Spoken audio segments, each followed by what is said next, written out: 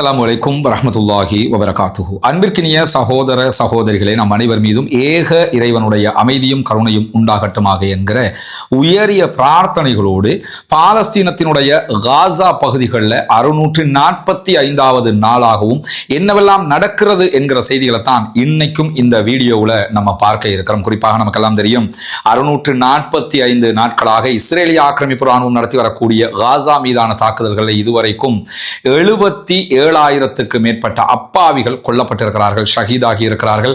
1,37,000க்கு மேற்பட்டவர்கள் படுகாயம் அடைந்திருக்கிறார்கள், உடல் ஊனமுற்றவர்களாக மாறியிருக்கிறார்கள். தங்களால் எந்த விதமான பணியையும் செய்ய முடியாத ஒரு இக்கட்டுக்கு அவர்கள் தள்ளப்பட்டிருக்கிறார்கள். இந்த மாதிரியான ஒரு சூழல்ல இன்றைய நாளிலும் பலவிதமான தாக்குதல்களை இஸ்ரேலிய ஆக்கிரமிப்பு ராணுவம் காசாவுக்குள்ள நடத்தி இருக்கிறார்கள். குறிப்பாக இன்றைக்கு இஸ்ரேல் நடத்தி இருக்கக்கூடிய தாக்குதல்களில் 82 அப்பாவிகள் கொல்லப்பட்டிருக்கிறார்கள், ஷஹீதாகி இருக்கிறார். அதே நேரத்தில் 34 பேர் இதிலே உணவு எடுப்பதற்காக சென்றவர்கள் என்பதுதான் மிக மிக வருத்தத்திற்குரிய கவலைக்குரிய நிகழ்வாக இருக்கிறது. 82 பேர் கொல்லப்படுறதுங்கிறது நம்ம சாதாரணமாக கடந்து போகிற ஒரு விவகாரம் கிடையாது, ஒரு சின்ன விஷயமும் கிடையாது. 82 பேர்ல 34 பேர் உணவு எடுப்பதற்காக போன இடத்துல தான் கொல்லப்பட்டும் இருக்கிறார்கள். அல்லாஹு தாலா அவர்களுக்கு உயர்தரமான ஜன்னத்துல் ஃபிர்தௌஸை கொடுக்க வேண்டும், ஷஹீதுடைய அந்தஸ்துகளை கொடுக்க வேண்டும். ஒவ்வொரு நாளும் காசாவினுடைய உயிர்கள் இழக்கப்பட்டு கொண்டே இருக்கிறது. சுற்றி இருக்கிற அரபு நாடுகள் பார்த்து கொண்டே இருக்கிறது. சர்வதேசம் கண்மூடி மௌனித்து போயிருக்கிறது. அந்த மக்களை காப்பதற்கு ஒருவரும் இல்லை என்கிற ஒரு நிலை இருக்கக்கூடிய நேரத்தில் நாம் அல்லாஹ்விடத்தில் மாத்திரம்தான் கையேந்தி இதற்காக பிரார்த்திக்க முடியும். நண்பர்களே, அன்பர்களே, தாய்மார்களே, எனவே நிறைய பிரார்த்தனைகளை அந்த மக்களுக்காக அல்லாஹ்விடத்தில் முன்வைங்க, சுஜூதுல அழுது புலம்புங்க, கையேந்தி கேளுங்க என்கிற கோரிக்கையும் விடுத்தவனாக நமக்கு தெரியும். காசாவில் ஒரு சமாதான நிலையை உண்டாக்குவதற்காக ஒரு சீஸ்ஃபயரை கொண்டு வருவதற்கான பேச்சுவார்த்தைகளை அமெரிக்காவே முன்னின்று நடத்தி கொண்டிருக்கிறது. பாலஸ்தீன விடுதலை அமைப்பினரும் அதே போன்று இஸ்ரேலிய ஆக்கிரமிப்பு அரசாங்கமும் ஒரு மறைமுக பேச்சுவார்த்தையை நடத்தி கொண்டிருக்கிறாங்க தோஹா, கத்தார்ல. இந்த பேச்சுவார்த்தைகள் இதுவரைக்கும் எந்த ஒரு முன்னேற்றத்தையும் காணாமல் இருக்கிறது. காரணம் என்னன்னா, இஸ்ரேல் ஒரு விவகாரத்துல பிடியாக நிற்கிறாங்க. நாங்க காசாவுக்குள்ளேயே இருப்போம், தொடர்ந்து நாங்க யுத்தம் பண்ணுவோம், நிரந்தர யுத்த நிறுத்தம்ங்கிற ஒண்ணுக்கு நாங்க வரமாட்டோம். அதே நேரத்தில் எங்களுடைய பணைய கைதிகளை நீங்க விடுதலை பண்ணணும். நம்ம ஊர்ல சொல்லுவாங்க இல்லையா, மீசைக்கு மாசா கூழுக்கு மாசன்னு. மீசைக்கு ஆசைன்னா கூழ் குடிக்காம இருக்கணும், இல்ல கூழ் குடிக்கிறது ஆசைன்னா நீ மீசையை எடுத்துடணும்ங்கிற மாதிரி ஒரு நிலை வரணும். ஆனா அவங்க என்ன பண்றாங்கன்னு கேட்டா, எங்களுக்கு பணைய கைதிகளையும் நீங்க தரணும், அதே நேரத்தில் நாங்க திரும்ப 2 மாசத்துக்கு பிறகு மீண்டும் யுத்தம் பண்ணுவோம் என்கிற ஒரு நிலை எடுக்கிறாங்க.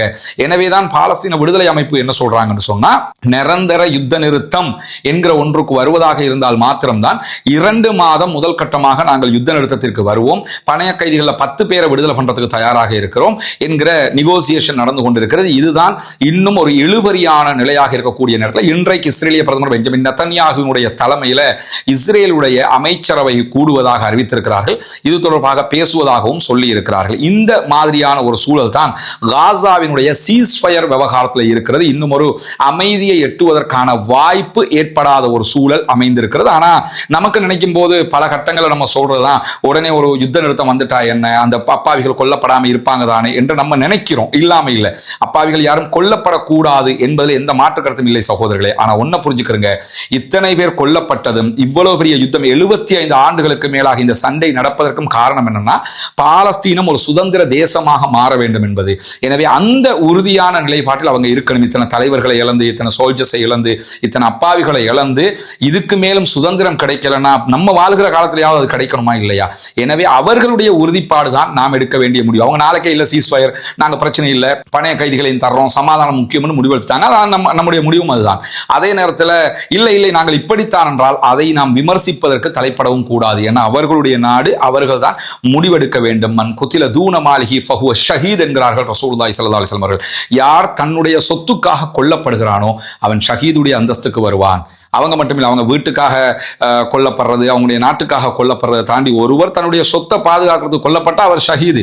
எனவே காசாவினுடைய மக்களுக்கு அந்த அந்தஸ்தை அல்லாஹு தாலா கொடுக்க வேண்டும் என்று தொடர்ந்து பிரார்த்தனை செய்யுங்கள் என்கிற கோரிக்கைகளோடு இன்றைக்கு UNRWA வெளியிட்டிருக்கக்கூடிய ஒரு அறிக்கையில 1.5 மில்லியன் மக்கள் பேரழிவு தரும் பசியை எதிர்கொள்கிறார்கள் காசாவிலே என்று சொல்லியிருக்கிறார்கள்.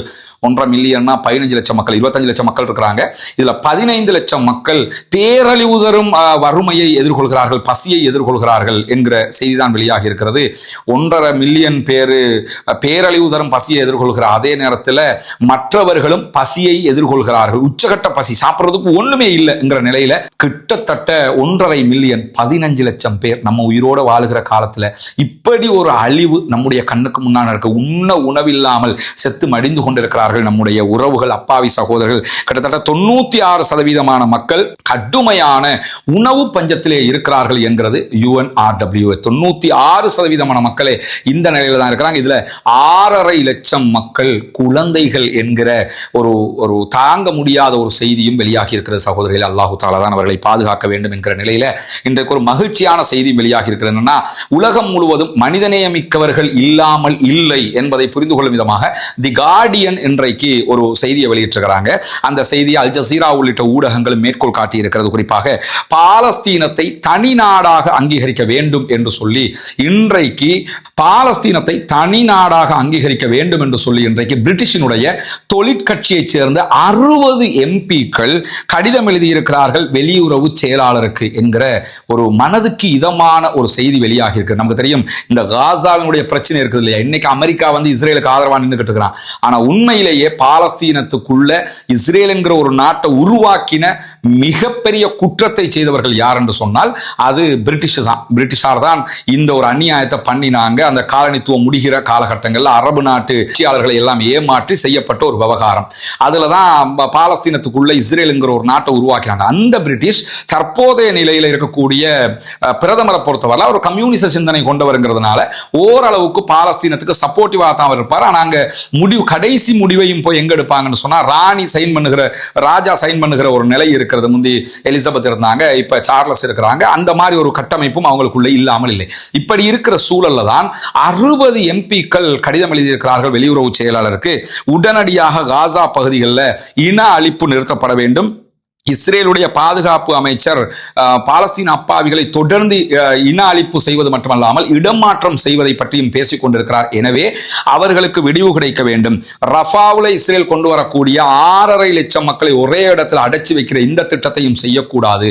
எனவே பாலஸ்தீனத்தை தனி நாடாக அங்கீகரிக்க வேண்டும், இதற்கு ஏற்பாடு செய்யுங்க அப்படின்னு சொல்லி இன்றைக்கு கட்சியினுடைய 60 எம்பிக்கள், ஒருத்தர் 2 பேர் கிடையாது, 60 எம்பிக்கள் கையெழுத்திட்டு அறிவித்திருக்கிறார்கள் என்கிற செய்தி நம்ம பார்க்க முடிகிற அதே நேரத்தில் இன்றைய நாளும் இஸ்ரேலிய ஆக்கிரமிப்பு ராணுவம் ஒரு அறிக்கையை வெளியிட்டிருக்கிறார்கள். அதுல அவங்க என்ன சொல்றாங்க, CNN-க்கு இஸ்ரேல் ராணுவத்தினுடைய நடவடிக்கை தலைவர் வெளியிட்டிருக்கக்கூடிய அறிக்கையில் என்ன சொல்றாருன்னு கேட்டா, பாலஸ்தீன விடுதலை ராணுவம் நம்முடைய போர் பலவீனங்களை அடிப்படையாக கொண்டு மிக துல்லியமாக செயல்பட்டு வருகிறது. ஏன்னா இந்த நம்ம திரும்ப சொல்றதுதான், இந்த ஈரான் இஸ்ரேல் வார் ஏற்பட்டுச்சா இல்லையா, இந்த சமயத்துல ஏதோ ஒன்று நடந்திருக்குது. அது மட்டும் தெரியுது.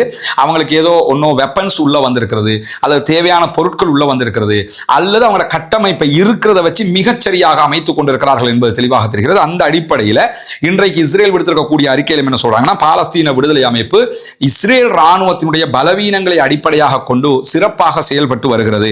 குறிப்பாக நம்முடைய பலவீனம் அவர்களுக்கு நன்மையாக மாறிவிடுகிறது. பாலஸ்தீன விடுதலை ராணுவத்தினுடைய யுத்தத்தை பொறுத்தவரையில் இஸ்ரேல் ராணுவத்தினுடைய எல்லா பலவீனங்களும் அவர்களுக்கு தெரிந்திருக்கிறது. நம்ம விட்டுட்டு போற குண்டுகளைத்தான் பெரும்பாலும் நமக்கு எதிராக பல கட்டங்கள் அவங்க பயன்படுத்துறாங்க. இது ஆரம்பத்தில் நம்முடைய ஆரம்ப வீடியோக்களை பார்த்தவங்களுக்கு தெரியும். அதாவது பாலஸ்தீன விடுதலை அமைப்பிட்ட இருக்கக்கூடிய ஒரு முக்கியமான திறமை என்னன்னு சொன்னா, அவர்கள 200க்கும் மேற்பட்ட இன்ஜினியர்ஸ், இந்த வெப்பன் சம்பந்தப்பட்ட இன்ஜினியர்ஸ், ஹாஃபிதுகள் 30 ஜுஸ்வலையும் மனநமிட்டவர்கள் என்பது ஒரு ஹைலைட்டடான விஷயம். ரெண்டாவது, இவங்க அத்தனை பேரும் பெரும்பாலும் செய்யற வேலை என்னன்னா இன்ஜினியரிங் அல்ல, ரிவர்ஸ் இன்ஜினியரிங்.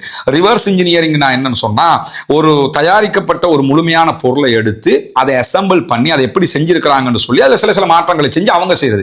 உதாரணமா சைனாக்காரன் ஜப்பான்காரன் அழகான ஒரு வெஹிக்கிளை செய்வான், அது அப்படி அச்சு அசலா போட்டோ காப்பி ஜெராக்ஸ் மாதிரி செஞ்சு வச்சிருவானா இல்லையா. உதாரணமா ஐபோனுடைய ஆப்பிள் ஸ்டோர் வந்து துபாயில இருக்குது, இந்தியாவில் கூட கிடையாது, அதே மாதிரி ஸ்ரீலங்காவில் எங்கேயுமே கிடையாது. அவங்க ஆப்பிள் ஸ்டோர் ஒவ்வொரு ஏரியாவுக்கும் கொடுப்பாங்க.